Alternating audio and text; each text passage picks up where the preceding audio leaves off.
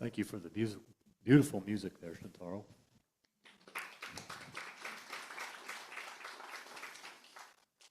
I think you're going to enjoy the next part of the program here this morning. We have a guest speaker, Patricia Fero.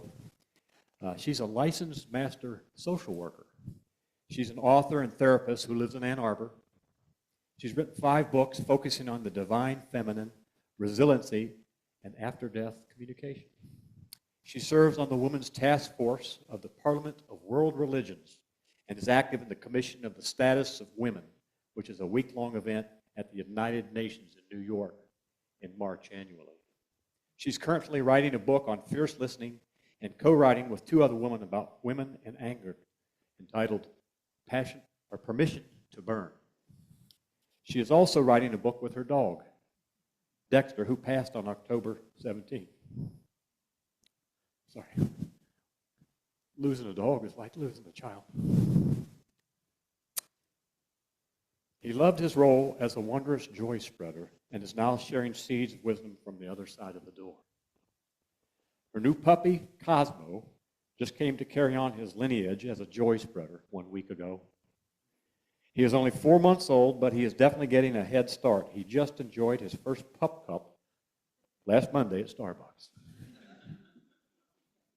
Patricia's sacred marching orders are being a catalyst for the collective feminine in planetary awakening. So Patricia has 2 things she's going to do for us. She's going to give us a reading, and then she has a message for us. And I'm going to set up a chair so you can come sit up here, Patricia.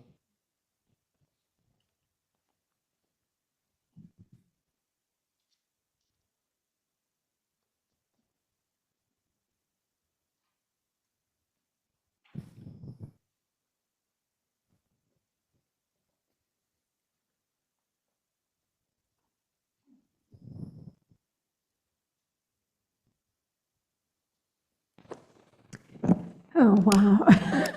How's the sound? Okay. I asked for Kleenex. Hi, Alex. Lauren, because I've been crying pretty much since I got here.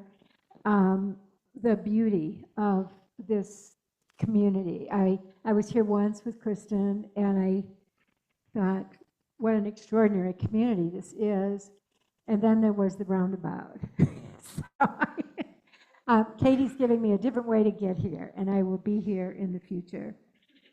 So, and because I love synchronicity, the announcement about the spoon event reminds me of a cartoon that's related to that I want to share. It was actually brilliant, if anybody remembers him from the Detroit Free Press years ago. And he had a cartoon that had 2 frames, and it showed people at a banquet table, and I'm just trying to decide which is the order to do this. So in one of the frames, these people had these very long spoons, and they couldn't get the food into their mouths. And then the caption under that was hell. And then in the other frame, there was another group of people standing at or sitting at the table, and they had long spoons, and they were feeding one another across the table, and that was labeled heaven. So the energy in this community is really, really extraordinary. And I probably won't be crying too much, but I might, so we'll see what happens. So what I'm going to do first is a short reading from one of my books. I do like to write books, and I did bring some. I'm definitely not marketing. If anybody wants a book, it's a gift. And the big books that some of you may have seen me give to somebody are gifted from Jean Shinoda Bolin, if anybody happens to know her. She's been an extraordinary teacher for years. And this is her memoir, and I happen to have extra of those. If anybody knew and loved Jean, I have her memoir available over here. So I'll start with a reading that is from my book, What Happens When Women Converge. And the title of it is reverent engagement. I like the attention for the animals in the natural world, and so this is related to that. And it gives a little taste of fierce listening, which I'll talk about in a minute. And it's really about listening to nature as one example of how we can listen fiercely. So this is titled Reverent Engagement. As I sit in my sacred writing spot, watching the Canadian geese graze and nap by the pond, I plug into their energy field. And I have the fleeting thought, you can be my audience. Although it sounded like a funny thought at first, I immediately received another. My writing and all of my work is in the service of beautiful Mother Earth and all of her creatures. So in fact, I am writing for them. What a surprising opening into the topic of reverent engagement, a term coined by my dear friend Victoria Hanshin, the author of The Seer and the Sayer, Revelations of the New Earth. Her book is a breathtaking chronicle of experiences created through reverent engagement through 2 years with Indigenous grandmother Donna of the Mohawk tribe at a sacred site called Serpent Mound in Ohio. Victoria kept me abreast of her experiences throughout the actual experiencing and the writing of her book. I had an eyewitness account of the magic created through reverent engagement. In keeping with my intention that the geese be my audience, and deepening my connection with the geese as I wrote, I became more aware of their world. As I watched about 24 geese grazing, I noticed that they were flanked at both ends of their group by 2 more standing guard. Closer to me were 2 smaller groups napping. Those groups as well had a sentinel protecting them from intruders as they slept. Reverent engagement is a communication with the natural world that creates an awareness of messages sent by nature. Most of us know a little bit about how this was a way of life in indigenous cultures. As I wrote, I sneezed, which brought an abrupt end to the napping and grazing of the geese. I wondered, what is the message? What seemed to be such a small disturbance created a complete disruption in my listening internally. In my listening internally for the message, I heard, the sentinels stand guard over those who are made vulnerable by their inattention and grazing and napping. How do we stand guard and protect that which is vulnerable? Our earth, defenseless animals, children, and those living in poverty. Where are the guardians of the vulnerable? An important question. Predators exist, but how are the most vulnerable protected? The geese have their own system. Where is the system within humanity? It certainly could be the laws, but the laws have been adjusted to protect the predators and not the vulnerable. The other observation was that my one little sneeze disrupted everything. It seemed so small, yet the impact was enormous. Everything changed. We impact our natural environment in an almost infinite variety of ways every day, but we ignore the impact of our actions. I remembered the stories I heard as a child that Native Americans knew how to walk in the woods without disturbing a twig. We, on the other hand, roar through with bulldozers and gigantic drills rupturing Mother Earth, releasing toxic fluids into our groundwater and exploding the ground, creating earthquakes. What a powerful lesson the geese offered this afternoon. Using reverent engagement, I thank them for their message. As I reflected on the urgent need for guardians of Mother Earth, my friend Robin Malam pops into my mind. Robin is a co-founder of an organization creating a Bill of Rights for Mother Earth. Claire Dubois, who founded Tree Sisters, is another powerful woman acting to protect Gaia. These two women act as guardians. Countless others invest their passion and time and energies in this way. I was ending my experience of reverent engagement when a ladybug crashed into my head and landed on the paper I was writing on. Following the teachings of my friend Victoria, I asked myself, what is the message? The old childhood verse popped into my mind. Ladybug, ladybug, fly away home. Your house is on fire and your children will burn. I wrote in sacred marching orders, the house is on fire and here is the water to put it out. I believe the water to put it out is our own reverent engagement with ourselves, with one another, and with Mother Earth. As we listen and receive the messages, we act from love on behalf of all life. Living life with reverent engagement, immersed in deep listening, and then acting, motivated by love, is exactly what the world needs now. So, my notes. Before we move to this kind of simple little slideshow, I just want to say that reverent engagement is a term, and there are lots and lots of different terms for fierce listening, for connection, and there's so many types. Actually, this is another synchronicity.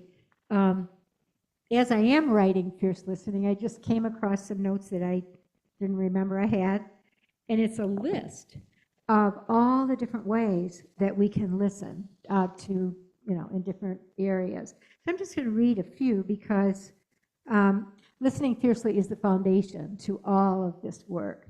So here are some chapters.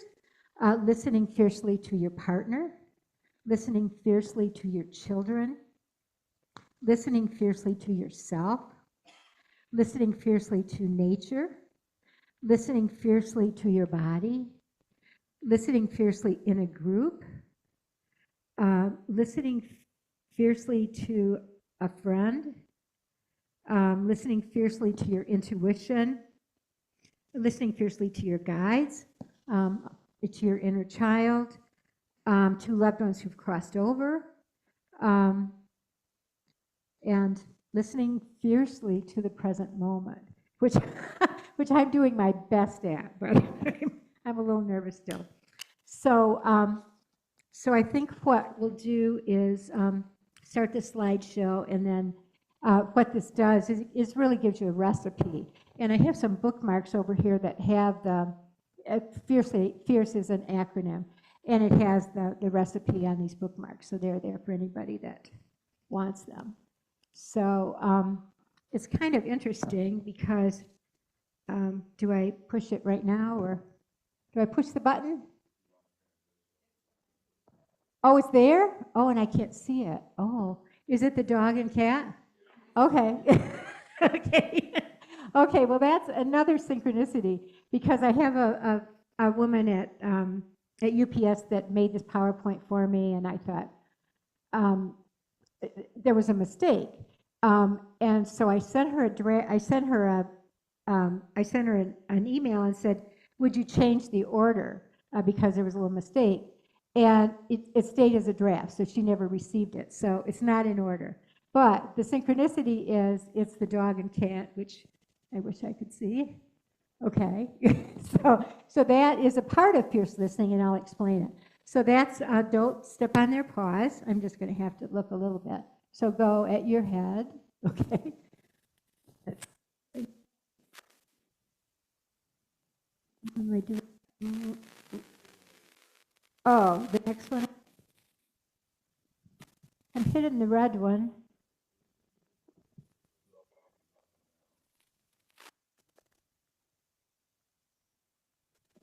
I think I need some help. I've pushed them all.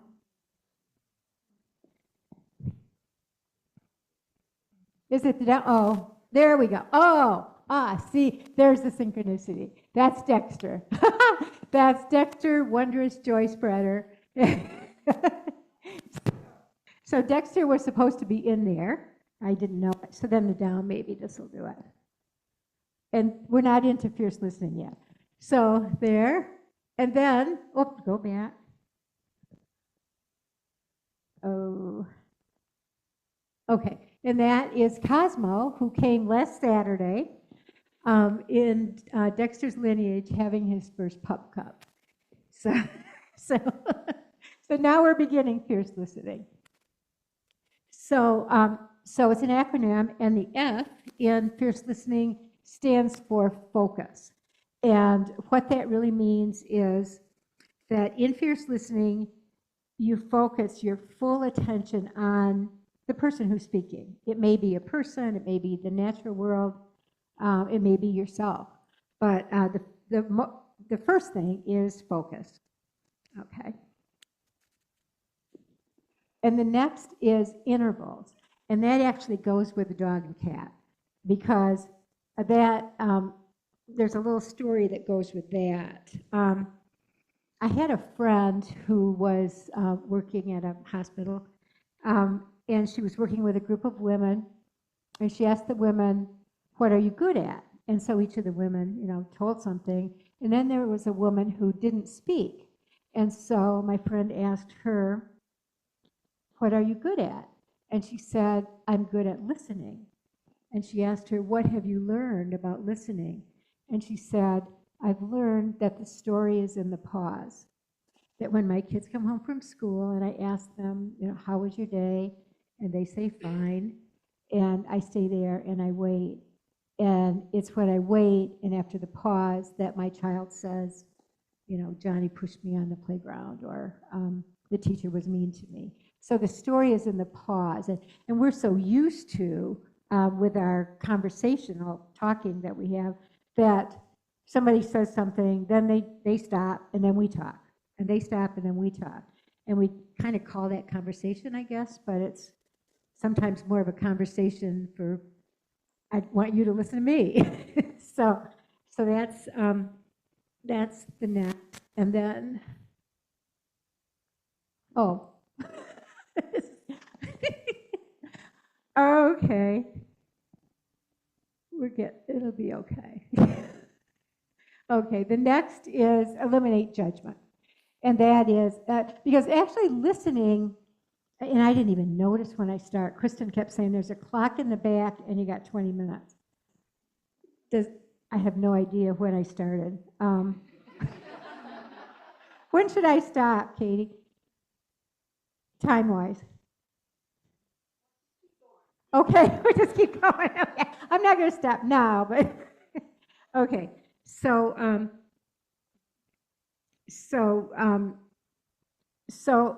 listening is actually, it looks passive, you're not moving very much, but it actually is a very active process. It requires a lot of discipline, a lot of attention to yourself as you're positioning yourself to listen. So in doing that, your mind is there, and your mind can do what your mind often does. So the elimination of judgment is absolutely crucial. If you find yourself judging someone as you're listening to them, really pull yourself back the best you know how, because the ego and the judgment destroys the energy of fierce listening. So then the next is, oops. There. Relinquish the stage to the speaker. And what goes with that letter R is that when you're listening fiercely to someone, and I'm feeling it here in the crowd, I'm getting, everybody's really paying attention to me. So, and it has a wonderful effect. So you give the speaker the same attention that you would give an actor on stage. So that's the relinquishing the stage to the speaker. And then the next is curiosity. You're turning off your own mind again and being attentive to what the person is saying, what wants to show up in the conversation. There's another something I'll say about that in a minute. So being curious. And then and then expansive. And what that stands for is not to do fierce listening unless you've got a good chunk of time. You know, if you're talking to somebody for 2-3 minutes, that's not appropriate to even attempt fierce listening. And there's a little story that I like about that. I was working with a couple one time, and they were so committed to their relationship, and I taught them about fierce listening, and they loved it. And they told me one time when they came back for a session that I think it was the fiance, the man said to his fiance, and they had the card on their refrigerator. He said, I need you to listen fiercely. So she came and she sat down and she's all focused on him, and he said, just kidding. So having some time is good. So so that's the acronym of fierce listening. And let me just kind of see where we are and what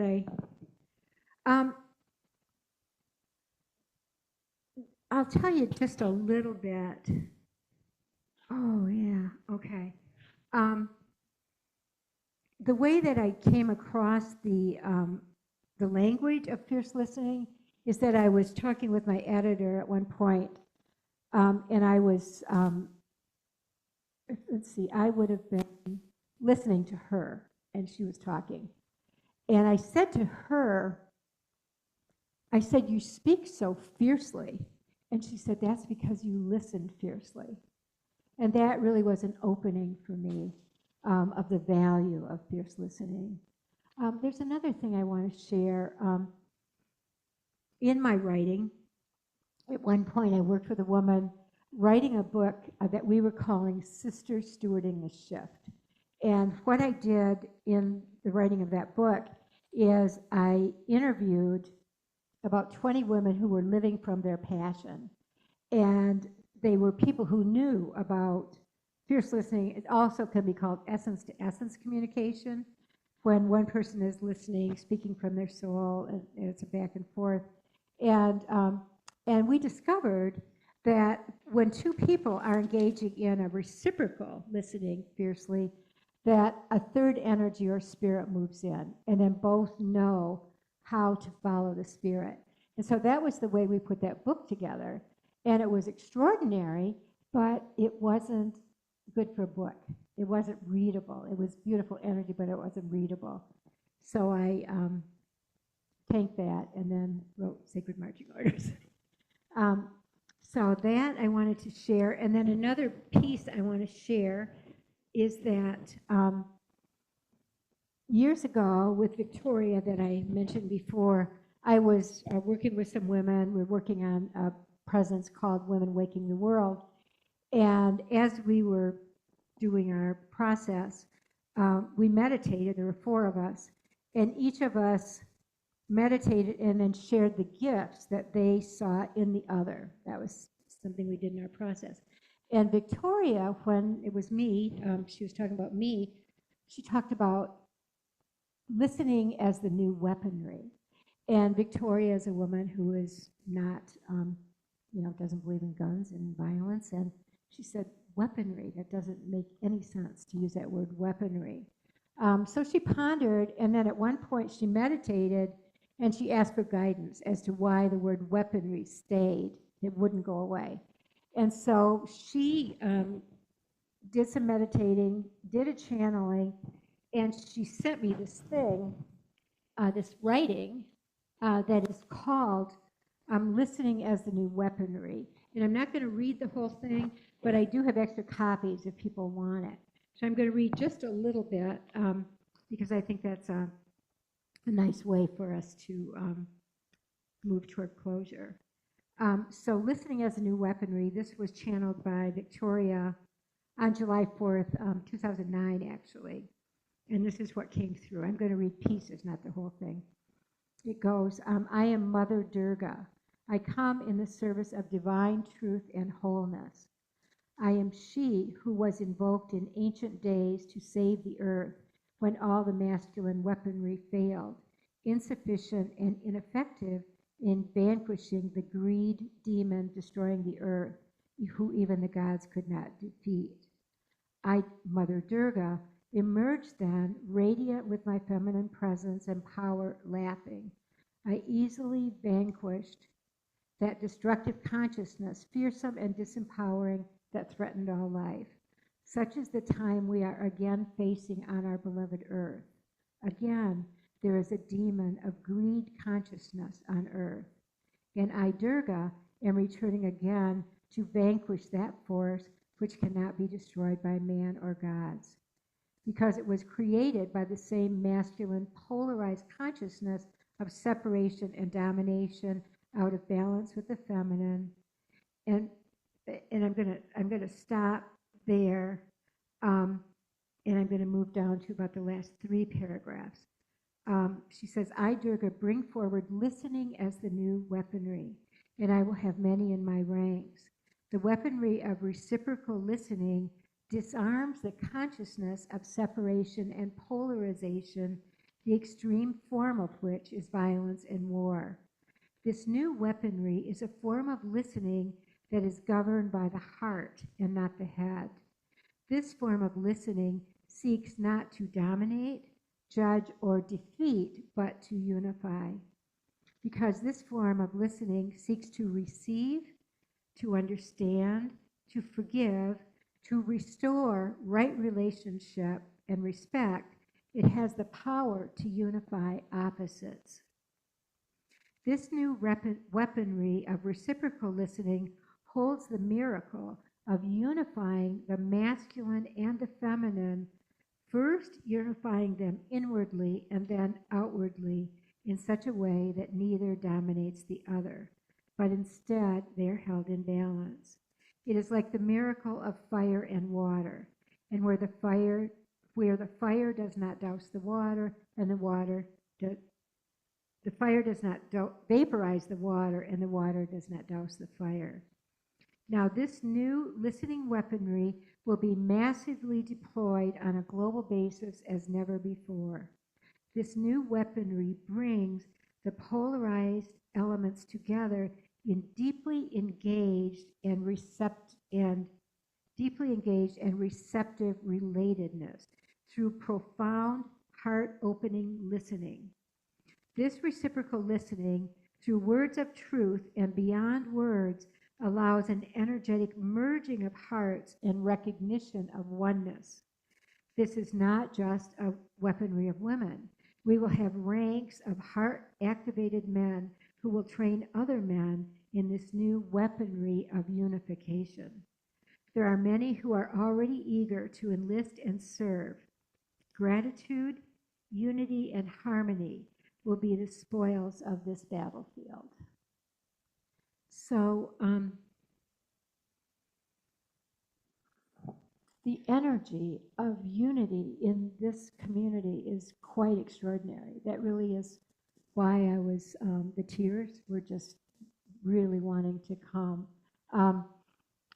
When I was really young,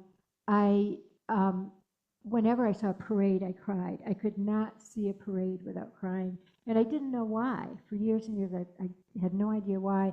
And then I came to it. It's the unity. It's everybody doing the same thing at the same time. And as difficult as this time is, I think it's the most extraordinary catalyst for unity. I was actually at UPS yesterday copying those, and there was a woman from UAW, and she had some great stuff on her T-shirt, and they were heading into Hart Plaza for a protest, and we exchanged words a little bit, and she called me sister, and she said we all have to work together. And that's something I'm hearing from people in these protests, that people are coming from all walks of life. It's not just a certain type. That's probably a lot of people here that started protesting decades ago. So, but it's the diversity, the coming together and the unity is magnificent. So I think what I'm going to do is close with a reading from Jean Boland's book. And this is also in my book, what happens when women wake up. And this is going to be my closing here. So this is about Indra's net. Some of you guys may know Indra's net. This is kind of Jean's version of it. The net of Indra is a profound and subtle metaphor for the structure of reality. Imagine a vast net. At each crossing point there is a jewel. Each jewel is perfectly clear and reflects all the other jewels in the net. The way two mirrors placed opposite each other will reflect an image ad infinitum. The jewel in this metaphor stands for an individual being, or an individual consciousness, or a cell, or an atom. Every jewel is intimately connected with all the other jewels in the universe, and a change in one jewel means a change, however slight, in every other jewel.